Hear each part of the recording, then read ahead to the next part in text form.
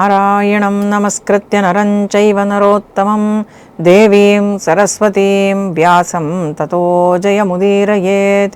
ಯುಧಿಷ್ಠಿರೋ ಧರ್ಮಮಯೋ ಮಹಾದ್ರುಮಃ ಸ್ಕಂಧೋರ್ಜುನೋ ಭೀಮಸೇನಸ್ಯ ಶಾಖಾಃ ಮಾದ್ರೀಸುತೌ ಪುಷ್ಪವಲೇ ಸಮೃದ್ಧೆ ಮೂಲಂ ಕೃಷ್ಣ ಬ್ರಹ್ಮ ಚ ಬ್ರಾಹ್ಮಣಾಶ್ಚ. ಅಭಿಮತ ವಾಹಿನಿಯ ಎಲ್ಲ ವೀಕ್ಷಕರುಗಳಿಗೂ ಕೂಡ ನಮಸ್ಕಾರಗಳು. ನಾವು ಮಹಾಭಾರತದ ಸರಣಿ ಚಿಂತನೆಯನ್ನು ಮಾಡ್ತಾ ಇದ್ದೇವೆ. ಹಿಂದಿನ ಸಂಚಿಕೆಯಲ್ಲಿ ನಾವು ನೋಡಿದ್ದೇವೆ ಏನಂದರೆ ಭೀಮಸೇನ ಕಾಡಿಗೆ ಬಂದಿದ್ದಾನೆ. ಭೀಮಸೇನನ ಜೊತೆಯಲ್ಲಿ ಉಳಿದ ಪಾಂಡವರು ಕೂಡ ಇದ್ದಾರೆ. ಎಲ್ಲರೂ ಕೂಡ ವಾರಣಾವೃತದ ಆ ಬೆಂಕಿಯಿಂದ ತಪ್ಪಿಸಿಕೊಂಡು ದಟ್ಟ ಅಡವಿಯನ್ನು ಪ್ರವೇಶ ಮಾಡಿದ್ದಾರೆ. ಆ ದಟ್ಟ ಅಡವಿಯಲ್ಲಿ ಹಿಡಿಂಬೆಯ ಭೇಟಿ ಅವರಿಗಾಗಿದೆ. ಹಿಡಿಂಬೆಗೆ ಭೀಮಸೇನನಲ್ಲಿ ಪ್ರೇಮಾಂಕುರವಾದ ನಂತರ ಆ ಹಿಡಿಂಬಾಸುರ ಹಾಗೂ ಭೀಮಸೇನನ ಮಧ್ಯದಲ್ಲಿ ಘೋರವಾದಂತಹ ಯುದ್ಧ ನಡೆಯುವುದು. ಭೀಮಸೇನನಿಂದ ಹಿಡಿಂಬನ ವಧೆ, ಆನಂತರ ಹಿಡಿಂಬಿಯನ್ನು ಭೀಮಸೇನ ಮದುವೆಯಾಗಿದ್ದಾನೆ. ಕಾಡಲ್ಲೇ ಸ್ವಲ್ಪ ಕಾಲ ವಾಸವಾಗಿದ್ದಾರೆ. ಆನಂತರ ಹಿಡಿಂಬಿಗೆ ಭೀಮನಿಂದ ಘಟೋತ್ಕಚ ಅಂತ ಹೇಳುವಂತಹ ಒಬ್ಬ ಮಗನೂ ಹುಟ್ಟಿದ್ದಾನೆ. ಇಲ್ಲಿಯವರೆಗೆ ನಾವು ಹಿಂದಿನ ಸಂಚಿಕೆಯಲ್ಲಿ ಚಿಂತನೆಯನ್ನು ಮಾಡಿದ್ದೇವೆ. ಘಟೋತ್ಕಚ ಹುಟ್ಟಿಯಾದ ನಂತರ ಹಿಡಿಂಬೆ ನೀವೆಲ್ಲರೂ ಕೂಡ ನಿಮ್ಮ ನಿಮ್ಮ ಕಾರ್ಯಗಳಿಗಾಗಿ ಮುಂದುವರಿಯಿರಿ ಅಂತ ಹೇಳಿ ಅವರೆಲ್ಲರನ್ನೂ ಕೂಡ ಕಳಿಸಿಕೊಟ್ಟಿದ್ದಾಳೆ. ಆ ಹಿಡಿಂಬಿ ರಾಕ್ಷಸಿಯಾದ್ಲೂ ಕೂಡ ಅವಳಲ್ಲಿ ಎಷ್ಟು ಧರ್ಮ ಬುದ್ಧಿ ಇತ್ತು ಅಂತ ಹೇಳುವಂಥದ್ದನ್ನು ನಾವಿಲ್ಲಿ ಗಮನಿಸಬೇಕು. ರಾಕ್ಷಸಿಯಾದ ಮಾತ್ರಕ್ಕೆ ಅವಳು ಹಿಡಿಂಬಾಸುರನ ಹಾಗೆ ಕೆಟ್ಟವಳಾಗಿರಲಿಲ್ಲ, ಒಳ್ಳೆಯವಳೆ. ಅವಳಿಗೆ ಈ ಕ್ಷತ್ರಿಯರ ಕರ್ತವ್ಯಗಳೇನು, ಮುಂದೆ ಇವರು ಏನೆಲ್ಲ ಮಾಡಬೇಕು ಅಂತ ಹೇಳುವಂಥದ್ರ ಅರಿವಿತ್ತು. ಹಾಗಾಗಿ ಅವರೆಲ್ಲರನ್ನು ಕಳಿಸಿಕೊಟ್ಟಿದ್ದಾಳೆ. ಮಗ ಕೇಳ್ತಾನೆ ಬಂದು ಕುಂತಿ ಹತ್ರ, ಘಟೋತ್ಕಚ ನನಗೇನು ಆಜ್ಞೆ ಮಾಡ್ತೀ ಅಂತ. ಪಿತಾಮಹಿಯವಳು ಅಜ್ಜಿ. ಆಗ ಅವಳು ಹೇಳ್ತಾಳೆ, ಮುಂದೆ ದೊಡ್ಡದಾದಂತಹ ಕಾರ್ಯಕ್ಕೆ ನಿನ್ನ ದೊಡ್ಡಪ್ಪಂದಿರು ಹಾಗೂ ದೊಡ್ಡಪ್ಪ ಹಾಗೂ ಚಿಕ್ಕಪ್ಪಂದಿರು ಕೈ ಹಾಕ್ಲಿಕ್ಕಿದ್ದಾರೆ. ಆವಾಗೆಲ್ಲ ಯಾವಾಗ ನಾವು ನಿನ್ನನ್ನು ಸ್ಮರಿಸ್ತೇವೋ ಆಗೆಲ್ಲ ನೀನು ನಮ್ಮ ಸಹಾಯಕ್ಕೆ ಬರಬೇಕು ಅಂತ ಹೇಳಿ ಘಟೋತ್ಕಚ ಅವನು ಪಾಂಡವರ ವಂಶದ ಪ್ರಪ್ರಥಮವಾದಂತಹ ಕುಡಿ, ಪಾಂಡವರಲ್ಲಿ ಜನಿಸಿದಂತಹ ಮೊದಲ ಮಗು. ಅವನನ್ನು ಪ್ರೀತಿಯಿಂದ ಆಲಂಗಿಸಿ ಅವನ ಹೋದಂತಹ ದಿಕ್ಕಿಗೆ ಅವನನ್ನು ಕಳುಹಿಸಿಕೊಡ್ತಾರೆ. ಹೀಗೆ ಹಿಡಿಂಬಿ ಹಾಗೂ ಘಟೋತ್ಕಚನಿಂದ ಬೀಳ್ಕೊಂಡು ಪಾಂಡವರು ನೇರವಾಗಿ ಮುಂದೆ ಬರ್ತಾ ಇರಬೇಕಾದ್ರೆ ಅವರಿಗೆ ವೇದವ್ಯಾಸರ ಭೇಟಿಯಾಗ್ತದೆ. ವೇದವ್ಯಾಸರು ಕಾಡಲ್ಲಿ ಭೇಟಿಯಾಗಿ ಅವರಿಗೆ ಹೇಳ್ತಾರೆ, ಹೌದು, ನೀವೆಲ್ಲ ವಾರಣಾವೃತದಿಂದ ತಪ್ಪಿಸಿಕೊಂಡು ಬಂದದ್ದು ಹಾಗೂ ದುರ್ಯೋಧನನಿಂದ ಎಷ್ಟೊಂದು ಕಷ್ಟಗಳನ್ನು ನೀವು ಪಟ್ಟದ್ದು, ಈ ಎಲ್ಲ ವಿಚಾರಗಳು ಕೂಡ ನನಗೆ ತಿಳಿದೇ ಉಂಟು. ಮುಂದೆ ನೀವು ಏನು ಮಾಡಬೇಕು ಅಂತ ಹೇಳುವಂಥದ್ದನ್ನು ನಾನು ನಿಮಗೆ ಹೇಳ್ತೇನೆ. ಇಲ್ಲಿಯೇ ಪಕ್ಕದಲ್ಲಿ ಏಕಚಕ್ರ ಅಂತ ಹೇಳುವಂಥ ಒಂದು ನಗರ ಉಂಟು. ಆ ಏಕಚಕ್ರ ನಗರದಲ್ಲಿ ನೀವೆಲ್ಲರೂ ಕೂಡ ಅಜ್ಞಾತವಾಗಿ ಬ್ರಾಹ್ಮಣರ ವೇಷ ಧರಿಸಿಕೊಂಡು ನೀವೆಲ್ಲರೂ ವಾಸ ಮಾಡಬೇಕು. ಈಗಲೇ ನೀವು ನೇರವಾಗಿ ನೀವು ಹಸ್ತಿನಾಪುರಕ್ಕೆ ಹೋಗುವ ಹಾಗೆ ಇಲ್ಲ. ಏಕಚಕ್ರ ನಗರದಲ್ಲಿ ನೀವು ಇರಿ, 1 ತಿಂಗಳ ಕಾಲ ಅಲ್ಲಿ ಇರಿ. 1 ತಿಂಗಳ ನಂತರ ನಾನು ಮತ್ತೆ ಬರ್ತೇನೆ. ಮತ್ತೆ ಬಂದು ನೀವು ಮುಂದೆ ಏನು ಮಾಡಬೇಕು ಅಂತ ಹೇಳುವಂಥದ್ದನ್ನು ನಾನು ಹೇಳ್ತೇನೆ ಅಂತ ವೇದವ್ಯಾಸರು ಪಾಂಡವರಿಗೆ ಹೇಳ್ತಾರೆ. ಹಾಗೂ ಅವರನ್ನು ಕರ್ಕೊಂಡು ಏಕಚಕ್ರ ನಗರದಲ್ಲಿ ಒಂದು ಬ್ರಾಹ್ಮಣನ ಮನೆಗೆ ಬಂದು ಆ ಬ್ರಾಹ್ಮಣನಲ್ಲಿ ಇವರಿಗೆ ಉಳಿಲಿಕ್ಕೆ ಬೇಕಾದಂತಹ ಎಲ್ಲ ವ್ಯವಸ್ಥೆಗಳನ್ನು ಕೂಡ ಮಾಡಿಕೊಡ್ತಾರೆ. ಹಾಗೂ ಅಲ್ಲಿಂದ ನಿರ್ಗಮಿಸ್ತಾರೆ ವೇದವ್ಯಾಸರು. 1 ತಿಂಗಳ ನಂತರ ಮರಳಿ ಬರ್ತೇನೆ ಅಂತ. ಈಗ ಬ್ರಾಹ್ಮಣರ ಮನೆಯಲ್ಲಿ ಬ್ರಾಹ್ಮಣರ ವೇಷಧಾರಿಗಳಾಗಿ ಬ್ರಾಹ್ಮಣನಂತೆ ಜೀವನ ಮಾಡ್ತಾರೆ ಪಾಂಡವರು. ಅವರು ಬ್ರಾಹ್ಮಣರು ಅಂತ ಅಂದ್ಕೊಂಡಿದ್ದಾನೆ ಆ ಬ್ರಾಹ್ಮಣ. ಅವರಿಗೆ ಬೇಕಾದಂತಹ ಎಲ್ಲ ವ್ಯವಸ್ಥೆಗಳನ್ನೂ ಕೂಡ ಮಾಡಿಕೊಟ್ಟಿದ್ದಾನೆ. ಬ್ರಾಹ್ಮಣರು ಹೇಗೆ ಜೀವನ ಮಾಡ್ತಾರೆ ಹಾಗೆ ಭಿಕ್ಷಾಟನೆಗೆ ಹೋಗುವಂಥದ್ದು, ಅಧ್ಯಯನವನ್ನು ಮಾಡುವಂಥದ್ದು, ಈ ಎಲ್ಲವನ್ನೂ ಕೂಡ ಪಾಂಡವರು ಅಲ್ಲಿ ಮಾಡ್ತಾ ಇರ್ತಾರೆ. ಅಲ್ಲದೆ ಅವರು ಕಾಡಲ್ಲಿ ಬರುವಾಗಲೂ ಕೂಡ ನಾವು ಗಮನಿಸಬೇಕು, ಅವರು ಏನನ್ನೆಲ್ಲ ಹಸ್ತಿನಾಪುರದಲ್ಲಿ ಕಲ್ತಿದ್ರೋ ಅದನ್ನೆಲ್ಲವನ್ನೂ ಕೂಡ ಮನಸ್ಸಲ್ಲೇ ತಾವು ಒಬ್ಬರಿಗೊಬ್ಬರು ಪರಸ್ಪರ ಚರ್ಚೆ ಮಾಡ್ಕೊಳ್ತಿದ್ರು. ಅದನ್ನೆಲ್ಲ ರಿವಿಷನ್ ಮಾಡ್ತಾ ಇದ್ರಂತೆ. ವೇದಾಂತ ಶಾಸ್ತ್ರ ಏನೆಲ್ಲ ಅವರ ಅಭ್ಯಾಸ ಆಗಿತ್ತು ಅವರಿಗೆ, ಅದು ಎಲ್ಲವನ್ನೂ ಕೂಡ ಪುನರಾವರ್ತನೆ ಈ 5 ಜನ ಅಣ್ಣ ತಮ್ಮಂದರು ತಮ್ಮ ಮಧ್ಯದಲ್ಲೇ ಮಾಡ್ಕೊಳ್ತಾ ಇದ್ರಂತೆ. ವೇದವ್ಯಾಸರು ಭೇಟಿಯಾಗುವುದಕ್ಕೆ ಮೊದಲು ಯಾವಾಗ ಹಿಡಿಂಬೆ ಇವರನ್ನು ಬಿಟ್ಟು ಹೋದ್ಲು ನೋಡಿ, ಆನಂತರ ಅವ್ರು ನಡ್ಕೊಂಡು ಬರ್ತಾ ಇರಬೇಕಾದ್ರೆ ಈ ಎಲ್ಲ ವಿಚಾರಗಳನ್ನು ಕೂಡ ಚರ್ಚೆ ಮಾಡ್ತಾ ಇದ್ರು ಪಾಂಡವರು ಅಂತ ಹೇಳುವಂಥದ್ದು ಕೂಡ ಮಹಾಭಾರತದಲ್ಲಿ ಉಲ್ಲೇಖ ಉಂಟು.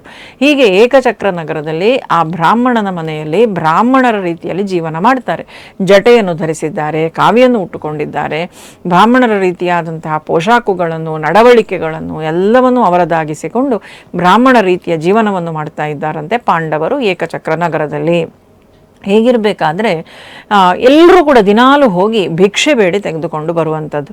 ಏನು ಭಿಕ್ಷೆ ಬೇಡಿ ತಂದ್ರೋ ಅದನ್ನು ಅಮ್ಮನಿಗೆ ಕೊಡುವುದು. ತಾಯಿ ಅದನ್ನೆಲ್ಲವನ್ನು ಕೂಡ ಹಂಚಿಕೊಡ್ತಿದ್ಲು. ಆದರೆ ಅವಳು ಹಂಚುವ ರೀತಿ ಹೇಗಿತ್ತು ಅಂತ ಹೇಳುವಂಥದ್ದನ್ನು ಕೂಡ ಮಹಾಭಾರತ ನಮಗೆ ವರ್ಣಿಸ್ತದೆ. ಅರ್ಧಂತು ಭುಂಜತೆ ವೀರಾಹ ಸಹ ಮಾತ್ರ ಪರಂತಪಾಹ ಅರ್ಧಂ ಸರ್ವಸ್ಯ ಭೈಕ್ಷ್ಯಸ್ಯ ಭೀಮೋ ಭುಂಜೆ ಮಹಾಬಲಃ ಅಂತ. ಅಂದರೆ ಏನೆಲ್ಲ ಅವರು ತಗೊಂಡು ಬಂದರೋ ಭಿಕ್ಷೆ ಅದೆಲ್ಲವನ್ನೂ ಕೂಡ ತಾಯಿಯ ಮುಂದೆ ಇಡುವಂಥದ್ದು. ತಾಯಿ ಏನು ಮಾಡ್ತಿದ್ಲು, ತಂದ ಭಿಕ್ಷೆಯನ್ನು 2 ಭಾಗ ಮಾಡುವುದು. ಒಂದು ಭಾಗವನ್ನು ಯುಧಿಷ್ಠಿರ, ಅರ್ಜುನ, ನಕುಲ, ಸಹದೇವರು ತೆಗೆದುಕೊಳ್ಳುವಂಥದ್ದು ಕುಂತಿಯು. ಇನ್ನು ಒಂದು ಅರ್ಧ ಭಾಗ ಪೂರ್ತಿಯಾಗಿ ಮಹಾಬಲನಾದ ಭೀಮಸೇನನಿಗೆ ಕೊಡ್ತಿದ್ಲು ತಾಯಿ. ತಂದ ಭಿಕ್ಷೆಯನ್ನು 2 ಪಾಲು ಮಾಡುವುದು, ಅರ್ಧವನ್ನು ಇವರು 5 ಜನ ಸೇವಿಸುವುದು, ಇನ್ನರ್ಧವನ್ನು ಭೀಮಸೇನ. ಯಾಕೆಂದರೆ ಅವನ ಶಕ್ತಿ ಪರಾಕ್ರಮಗಳು ದೊಡ್ಡದು, ಅಲ್ಲದೆ ವೃಕೋದರ ಬೇರೆಯವನು, ಆದ ಕಾರಣ ಭೀಮಸೇನನಿಗೆ ಹೆಚ್ಚಿನ ಪಾಲು ಸೇರ್ತಿತ್ತು ಅಂತ. ಈ ರೀತಿಯಾಗಿ ಪಾಲು ಮಾಡ್ತಾ ಇದ್ರು, ಈ ರೀತಿಯಾಗಿ ಜೀವನ ಮಾಡ್ತಾ ಇದ್ರು. ಬ್ರಾಹ್ಮಣ ತುಂಬ ಚೆನ್ನಾಗಿ ಅವರನ್ನು ಏಕಚಕ್ರ ನಗರದಲ್ಲಿ ಅವನ ಮನೆಯಲ್ಲಿ ನೋಡಿಕೊಳ್ತಾ ಇದ್ದಂತೆ. ಅತಿಥಿಗಳನ್ನು ಚೆನ್ನಾಗಿ ಅವರಿಗೆ ಬೇಕಾದಂತಹ ಎಲ್ಲ ವ್ಯವಸ್ಥೆಗಳನ್ನು ಕೂಡ ಮಾಡಿಕೊಟ್ಟುಕೊಂಡು ನೋಡ್ತಾ ಇದ್ದ. ತುಂಬ ಸುಖವಾಗಿ ಅಲ್ಲಿ ಆ ಬ್ರಾಹ್ಮಣನ ಮನೆಯಲ್ಲಿ ಪಾಂಡವರಿದ್ದರು. ಹೀಗೆ ಇರಬೇಕಾದ್ರೆ ಒಂದು ದಿವಸ ಭೀಮಸೇನನನ್ನು ಬಿಟ್ಟು ಉಳಿದ 4 ಜನ ಪಾಂಡವರು ಭಿಕ್ಷಾಟನೆಗೆ ಅಂತ ಹೋಗಿದ್ದಾರೆ. ಯುಧಿಷ್ಠಿರ, ಅರ್ಜುನ, ನಕುಲ, ಸಹದೇವರು. ಭೀಮಸೇನ ತಾಯಿಯ ಜೊತೆಯಲ್ಲಿ ಮನೆಯಲ್ಲಿದ್ದಾನೆ. ಹೀಗೆ ಇರಬೇಕಾದ್ರೆ ಆ ಬ್ರಾಹ್ಮಣನ ಮನೆಯಿಂದ ಜೋರಾಗಿ ಅಳುವುದು ಕೇಳ್ತದಂತೆ ಕುಂತಿಗೆ. ಯಾಕೆ ಅಳ್ತಾ ಇದ್ದಾಳಪ್ಪ, ನಾನು ನೋಡಿ ಬರ್ತೇನೆ ಅಂತ ಭೀಮಸೇನನ ಹತ್ರ ಹೇಳಿ ನೇರವಾಗಿ ಆ ಬ್ರಾಹ್ಮಣನ ಮನೆಯ ಹೊಸ್ತಿಲಿನ ಪಕ್ಕ ಬಂದು ನಿಂತುಕೊಳ್ತಾಳೆ. ಆಗ ಒಳಗಡೆ ಮಾತಾಡ್ತಾ ಇದ್ದಾರಂತೆ ಅವರು. ಯಾಕೆ ಅಂತ ಹೇಳಿದರೆ, ಬಕಾಸುರ ಅಂತ ಹೇಳುವಂಥ ಒಬ್ಬ ರಾಕ್ಷಸ ಆ ಊರಿನ ಜವಾಬ್ದಾರಿಯನ್ನು ವಹಿಸಿಕೊಂಡಿದ್ದಾನೆ.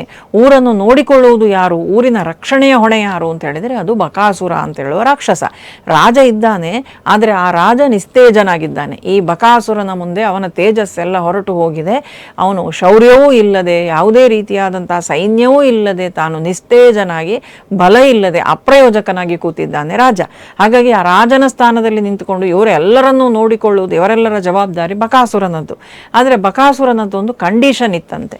ಏನು ಕಂಡೀಷನ್ ಅಂದರೆ, ನಾನು ನಿಮ್ಮೆಲ್ಲರ ರಕ್ಷಣೆಯನ್ನು ಮಾಡ್ತೇನೆ, ಆದರೆ ಪ್ರತಿದಿನ ದಿನಕ್ಕೊಬ್ಬರ ಹಾಗೆ ನನಗೆ ಆಹಾರವನ್ನು ನೀವು ಊರಿನಿಂದ ಕಳಿಸಬೇಕು. ಬಕಾಸುರ ಇರುವುದು ಕಾಡಲ್ಲಿ. ಏನವನಿಗೆ ಆಹಾರ ಅಂತ ಹೇಳಿದರೆ, ಪ್ರತಿದಿನ 1 ಬಂಡಿ ಅನ್ನ. ಆ 1 ಬಂಡಿ ಅನ್ನ ಇರುವ ಆ ಬಂಡಿಯನ್ನು ಎಳ್ಕೊಂಡು ಹೋಗಲಿಕ್ಕೆ 2 ಕೋಣಗಳು ಮತ್ತು ಒಬ್ಬ ಆಳು.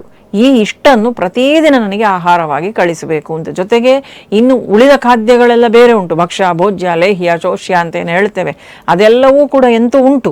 ಅದು ಎಲ್ಲದರ ಜೊತೆಯಲ್ಲಿ 1 ಬಂಡಿ ಅನ್ನವು, ಕಾಲಾಳು, ಕೋಣ, ಇದಿಷ್ಟನ್ನು ನೀವು ಕಳಿಸಿಕೊಡ್ಬೇಕು ಅಂತ ಅವನದ್ದೊಂದು ಷರತ್ತು. ಹಾಗೆ ಪ್ರತಿದಿನ ಒಬ್ಬೊಬ್ಬರ ಮನೆಯಿಂದ ಈ ರೀತಿ ಬಕಾಸುರನ ಊಟದ ವ್ಯವಸ್ಥೆಯನ್ನು ಮಾಡ್ತಿದ್ರು ಊರವರೆಲ್ಲರೂ ಕೂಡ. ಅವರೆಲ್ಲರಿಗೂ ಕೂಡ ಈ ಬಕಾಸುರನಿಂದ ಒಮ್ಮೆ ಬಿಡುಗಡೆ ಬೇಕಾಗಿದೆ. ಆದರೆ ಬಕಾಸುರನನ್ನು ಸೋಲಿಸುವಂತಹ ವೀರ ಇಷ್ಟರವರೆಗೆ ಆ ಊರಿಗೆ ಯಾರು ಬರಲೂ ಇಲ್ಲ, ಅಲ್ಲಿ ಯಾರು ಹುಟ್ಟಲೂ ಇಲ್ಲ. ಹೀಗೆ ಇವತ್ತಿನ ಸರದಿ ಈ ಬ್ರಾಹ್ಮಣನ ಮನೆಗೆ ಬಂದಿದೆ. ಅಲ್ಲಿಂದ ಯಾರಾದರೂ ಒಬ್ಬನನ್ನು ಕಳಿಸಬೇಕು. 1 ಬಂಡಿ ಅನ್ನವೂ ಬೇಕು, ಭಕ್ಷ್ಯಭೋಜ್ಯಗಳು ಬೇಕು, ಕೋಣವೂ ಬೇಕು, ಒಬ್ಬ ಮನುಷ್ಯನೂ ಬೇಕು. ಈಗ ಯಾರನ್ನು ಕಳಿಸುವುದು ಇವರ ಮನೆಯಿಂದ ಅಂತ ಅವರು ಮಾತಾಡ್ಕೊಳ್ತಾ ಇದ್ದಾರೆ.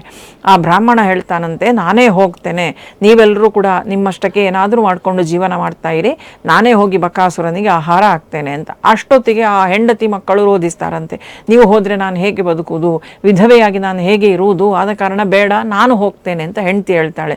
ಅವಾಗ ಇವ್ರು ಹೇಳ್ತಾರೆ, ಅಯ್ಯೋ ನೀನಿಲ್ಲದೆ ಈ ಮಕ್ಕಳನ್ನು ನೋಡ್ಕೊಳ್ಳಿಕ್ಕೆ ನನಗೆ ಆಗೋದಿಲ್ಲ, ಮಕ್ಕಳಿನ್ನೂ ಚಿಕ್ಕವರು, ನೀನು ಹೋಗೋದು ಸರಿಯಲ್ಲ, ನಾನು ಹೋಗ್ತೇನೆ ಅಂತ ಗಂಡ. ಇವರಿಬ್ಬರು ಮಾತಾಡ್ತಾ ಇರಬೇಕಾದ್ರೆ ಅವರ ಮಗಳಿದ್ದಾಳೆ. ಮಗಳು ಹೇಳ್ತಾಳೆ, ನೀವಿಬ್ಬರು ಬೇಡ, ನಾನು ಹೋಗ್ತೇನೆ. ಯಾವತ್ತಿದ್ರೂ ಕೂಡ ನನ್ನನ್ನು ನೀವು ಪರರ ಮನೆಗೆ ಮದುವೆ ಮಾಡಿ ಕೊಟ್ಟು ಕಳಿಸುವವರೇ ಇದ್ದೀರಿ. ಇವತ್ತೇ ನಾನು ಹೋಗ್ತೇನೆ, ರಾಕ್ಷಸನಿಗೆ ಆಹಾರ ಹಾಕ್ತೇನೆ, ನಿಮ್ಮ ಜೀವ ಉಳಿಲಿ, ನನ್ನ ಅಪ್ಪ ಅಮ್ಮನ ಋಣವನ್ನು ಹೀಗೆ ಆದರೂ ನಾನು ತೀರಿಸ್ತೇನೆ. ಅಲ್ಲಿ ತುಂಬ ಮಾತುಗಳು ಬರ್ತದೆ. ಆ ಕನ್ಯೆ ಹೇಗೆಲ್ಲ ಮಾತಾಡಿದ್ದಾಳೆ, ಅವರ ಆ ಬ್ರಾಹ್ಮಣರ ಮಧ್ಯದ ಚರ್ಚೆ ಏನುಂಟು ಅಂತ ಹೇಳುವಂಥದ್ದು ವಿವರವಾಗಿ ಮಹಾಭಾರತ ಕೊಡ್ತದೆ.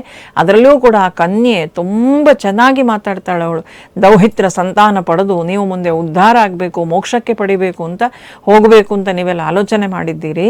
ಆದರೆ ನಾನೇ ಇವತ್ತು ಆ ರಾಕ್ಷಸನಿಗೆ ಆಹಾರವಾಗಿ ನಿಮ್ಮ ಋಣವನ್ನು ತೀರಿಸ್ತೇನೆ. ಹೀಗೆಲ್ಲ ಮಗು ಮಾತಾಡ್ತಾಳೆ. ಚಿಕ್ಕ ಮಗು ಹುಡುಗನೂ ಬಂದು ಅವರನ್ನು ತಬ್ಬಿ ನಾನು ಹೋಗ್ಲಾ ಅಂತ ಕೇಳುವಂಥದ್ದು, ಇದೆಲ್ಲ ಘಟನೆಗಳನ್ನು ಕುಂತಿ ನೋಡ್ತಾ ಇದ್ದಾಳೆ. ಆಗ ಕುಂತಿ ನೇರವಾಗಿ ಮನೆ ಒಳಗೆ ಬರ್ತಾಳೆ. ಬಂದು ಹೇಳ್ತಾಳೆ, ಇವತ್ತು ನೀವಿಷ್ಟು ದಿವಸಗಳ ಕಾಲ ನನಗೆ ಆಶ್ರಯ ಕೊಟ್ರಿ, ನಮ್ಮನ್ನು ಪ್ರೀತಿಸಿದ್ರಿ, ನಮಗೆ ಬೇಕಾದ ಎಲ್ಲ ಅನುಕೂಲಗಳನ್ನು ಮಾಡಿಕೊಟ್ರಿ. ಇವತ್ತು ನಿಮ್ಮ ಋಣವನ್ನು ಒಂದು ಸ್ವಲ್ಪ ಸಂಧಿಸುವಂತಹ ಅವಕಾಶ ನಮಗೆ ಇವತ್ತು ಬಂದಿದೆ. ನೀವು ಯಾರೂ ಕೂಡ ರಾಕ್ಷಸನ ಹತ್ರ ಹೋಗೋದು ಬೇಡ. ನನಗೆ 5 ಮಕ್ಕಳಿದ್ದಾರೆ, ಆ 5 ಮಕ್ಕಳಲ್ಲಿ ಒಬ್ಬ ಮಗನನ್ನು ನಾನು ಕಳುಹಿಸಿಕೊಡ್ತೇನೆ ಅಂತ. ಆವಾಗ ಆ ಬ್ರಾಹ್ಮಣ ಹೇಳ್ತಾನಂತೆ, ಮಕ್ಕಳು 5 ಇದ್ರು ಏನು 100 ಇದ್ರು ಏನು, ತಾಯಿಗೆ ಒಬ್ಬನೇ ಆದರೂ ಕೂಡ ಮಕ್ಕಳು ಮಕ್ಕಳೇ ಅಲ್ವಾ. ನಿನ್ನ ಒಬ್ಬ ಮಗನನ್ನು ಕಳ್ಕೊಳ್ಳಿಕ್ಕೆ ನಾವೇಗೆ ಅವಕಾಶ ಕೊಡಬೇಕು? ಸಾಧ್ಯ ಇಲ್ಲ. ಅತಿಥಿ ದೇವೋಭವ ಅಲ್ವಾ ನಮ್ಮ ಧರ್ಮದಲ್ಲಿ. ಆದ ಕಾರಣ ನಿನ್ನನ್ನು ಕಳಿಸ್ಲಿಕ್ಕೆ, ನಿನ್ನ ಮಕ್ಕಳನ್ನು ಕಳಿಸ್ಲಿಕ್ಕೆ ನಾನು ಸಿದ್ಧಳಿಲ್ಲ ಅಂತ. ಆವಾಗ ಅವಳು ಹೇಳ್ತಾಳಂತೆ, ನಾನು ನನ್ನ ಮಗನನ್ನು ಕಳಿಸ್ತೇನೆ ಅಂತ ಹೇಳಿದ್ನೇ ಹೊರತು ನನ್ನ ಮಗನನ್ನು ಕಳ್ಕೊಳ್ತೇನೆ ಅಂತ ನಾನು ಹೇಳಿಲ್ಲಲ್ಲ. ನನ್ನ ಮಗನಿಗೆ ವಿಶೇಷವಾದಂಥ ಮಂತ್ರಗಳುಂಟು, ಸಿದ್ಧಿಗಳುಂಟು. ನನ್ನ 2ನೇ ಮಗ ಭೀಮಸೇನ, ಅವನು ಹೋಗ್ತಾನೆ, ಅವನು ಎಷ್ಟೋ ರಾಕ್ಷಸರನ್ನು ಕೊಂದದ್ದನ್ನು ನಾನು ನನ್ನ ಕಣ್ಣಾರೆ ನೋಡಿದ್ದೇನೆ. ಆದ ಕಾರಣ ನೀವು ಹೆದರಬೇಡಿ, ಭೀಮಸೇನನನ್ನು ಕಳಿಸ್ತೇನೆ. ಅವನಿಗೆ ಇರುವಂಥ ವಿಪರೀತವಾದಂಥ ಶಕ್ತಿಯಿಂದ, ಅವನಲ್ಲಿರುವಂಥ ವಿಶೇಷವಾದಂಥ ಮಾಯೆಯಿಂದ ಅವನು ರಾಕ್ಷಸನನ್ನು ಕೊಂದು ಬಿಡ್ತಾನೆ. ನೀವು ಯಾವ ಕಾರಣಕ್ಕೂ ಹೆದರಬೇಡಿ ಅಂತ ಆ ಬ್ರಾಹ್ಮಣನಿಗೂ ಬ್ರಾಹ್ಮಣನ ಕುಟುಂಬಕ್ಕೂ ಆಶ್ವಾಸನೆಯನ್ನು ಕೊಟ್ಟು ನೇರವಾಗಿ ನೀವು ಬಾಕಿ ಉಳಿದದ್ದನ್ನೆಲ್ಲ ಸಿದ್ಧಪಡಿಸಿ, ಆಳು ಯಾರು ಅಂದರೆ ನನ್ನ ಮಗ ಹೋಗ್ತಾನೆ ಜೊತೆಯಲ್ಲಿ ಬಂಡಿಯನ್ನು ಹೊಡ್ಕೊಂಡು ಅಂತ ನೇರವಾಗಿ ಭೀಮನ ಹತ್ರ ಬರ್ತಾಳೆ. ಬಂದು ಭೀಮನಿಗೆ ನಡೆದದ್ದೆಲ್ಲವನ್ನು ಕೂಡ ಹೇಳ್ತಾಳೆ. ಭೀಮ ಸಿದ್ಧ, ಅವನು ಯುದ್ಧ ಅಂತ ಹೇಳಿದರೆ ಯಾವಾಗಲೂ ಯುದ್ಧಕ್ಕೆ ಸಿದ್ಧನಾಗಿರುವಂಥವನು ಭೀಮಸೇನ. ಸಂತೋಷ ಆಗ್ತದಂತೆ, ತನ್ನ ಮೈಕೈಯನ್ನೆಲ್ಲ ಹುರಿಗೊಳಿಸ್ತಾನೆ.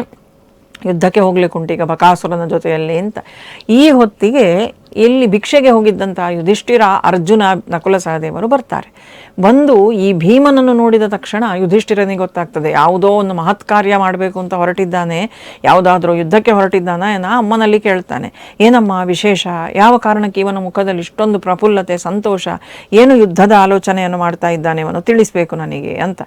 ಆಗ ಅವಳು ಹೇಳ್ತಾಳೆ, ಹೀಗೆ ಬಕಾಸುರ ಅಂತ ಹೇಳುವಂಥ ರಾಕ್ಷಸ, ಅವನನ್ನು ಕೊಲ್ಲಿಕ್ಕೋಸ್ಕರ ಆ ಬಂಡಿ ಅನ್ನವನ್ನು ತೆಗೆದುಕೊಂಡು ಇವತ್ತು ನಿನ್ನ ತಮ್ಮ ಹೋಗ್ತಾ ಇದ್ದಾನೆ ಅಂತ. ಆಗ ಯುಧಿಷ್ಠಿರನೂ ಒಂದು ಗಳಿಗೆ ಹೇಳ್ತಾನಂತೆ, ಭೀಮನ ಬಲದ ಮೇಲೆ ನಾವಿವತ್ತಿದ್ದೇವೆ, ಭೀಮ ನಮಗೆಲ್ಲರಿಗೂ ರಕ್ಷಣೆಯನ್ನು ಕೊಟ್ಟಿದ್ದಾನೆ, ಆ ಕಾಡಿನಲ್ಲಿಯೂ ಕೂಡ ಭೀಮ ಇದ್ದದರಿಂದಾಗಿ ನಾವು ಉಳ್ಕೊಂಡು ಬಂದೆವು, ವಾರಣಾವೃತದಿಂದ ನಾವು ತಪ್ಪಿಸಿಕೊಂಡು ಬರಲಿಕ್ಕೆ ಭೀಮ ಇದ್ದದರಿಂದ ನಮಗೆ ಸಾಧ್ಯ ಆಯಿತು, ನಮ್ಮನ್ನು ಭುಜದ ಮೇಲೆ ಹೊತ್ತುಕೊಂಡು ಬಂದವನು ಭೀಮನೇ, ಮುಂದೆ ನಾವು ಹಸ್ತಿನಾವತಿಯನ್ನು ಮರಳಿ ಪಡಿಬೇಕು, ನಮ್ಮ ಭಾಗವನ್ನು ನಾವು ಮರಳಿ ಪಡಿಬೇಕು ಅಂತೇಳಿ ಆದರೆ ಭೀಮಸೇನನ ಬಲದ ಅವಶ್ಯಕತೆ ನಮಗೆ ಉಂಟು.